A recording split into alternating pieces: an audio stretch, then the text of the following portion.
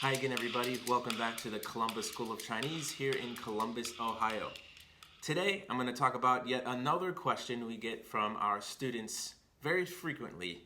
That being, where can I practice my Chinese outside of the classroom? And I also want to share with you guys something that we did here at the Columbus School of Chinese over this past weekend, which was taking a group of students to the Chinatown in Flushing, Queens, New York City. And that's a great place to go if you have the time, or if you're in New York, to take the train out to Flushing, Queens. If you don't know, Flushing is the Chinese community on an island, and once you get there, it really does feel a whole lot like China. So if you're in the area, and by area I mean within a 2-hour flight of LaGuardia in New York City, it's a lot easier to get to Flushing and check out what a real Chinese environment is like than it is to fly all the way halfway across the world to go to China itself, right? So if you aren't in Flushing, though, there are things you can do to practice outside the classroom. One of those being a Chinese grocery store. Now, I did a quick search for Chinese grocery store just sitting here in Columbus. Columbus is no New York City. It's still a relatively decent sized city, and over a dozen Chinese grocery stores showed up on the map.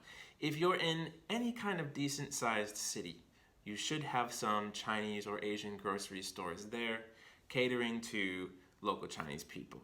Now, once you get to these places, there's no guarantee that any given person you run into will be willing to have a long conversation with you.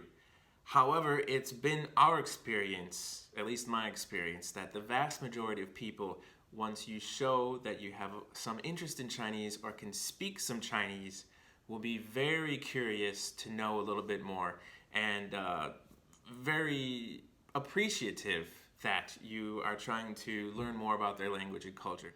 Chinese grocery stores are also a great way to see a lot of different characters. If you want to practice reading, especially things that have to do with food, there's going to be signage all over the place where you'll be able to see some characters in a real life context.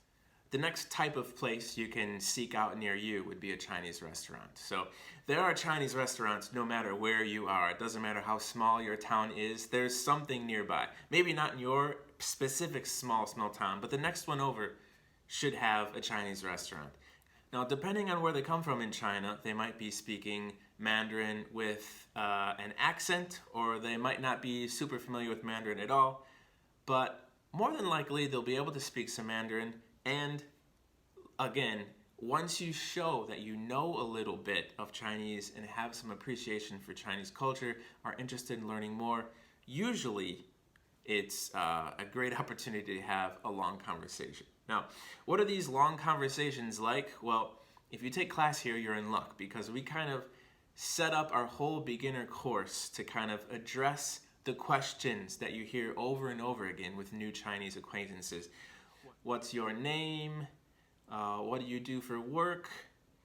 What's your nationality? How long have you studied Chinese? Etc., etc. So if you've had some classes with us, you're in luck. That's probably what you're going to be asked.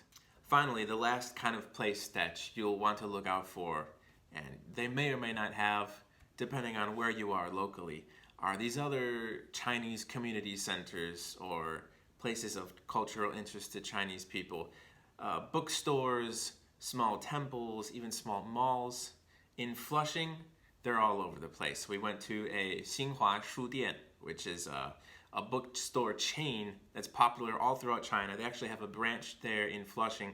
And once you get in there, students tend to spend a lot of time looking at the stuff they have. You might not have a Xinhua Shudian where you are, but if there is a shop, a Chinese shop, chances are they'll have some kind of stationery, calligraphy supplies. So those are the kind of places you can look for by you when you're trying to find opportunities to meet Chinese people and speak Chinese outside of the classroom. Now, to tell you a little bit more about our trip to Flushing, again, it's an ability to take a trip just for a weekend to really get immersed in Chinese culture before taking the big, much more expensive jump across the world to actually go to China and get your feet wet right there. Now, if you're able to go to Flushing on your own, that's great.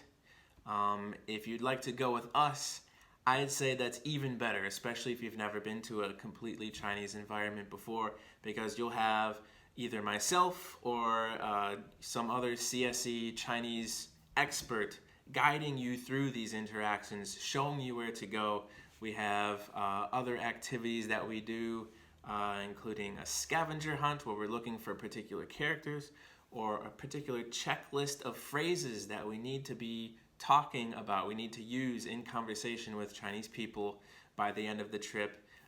Really making things as comfortable and giving you as much background explanation before and after these interactions take place as possible. So they're always a really fun trip. There's always a lot of eye-opening experiences and delicious foods that it's hard to find if you're not in a really big Chinese community.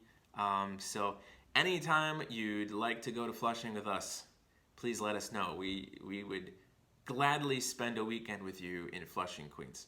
So that about wraps it up for my tips today in this video. If you do end up having one of these experiences, you find a Chinese place near you, let me know how it goes. I'd love to see what went right or what went wrong. We can try to figure out what happened together. But regardless, have fun, go out there and make some new friends.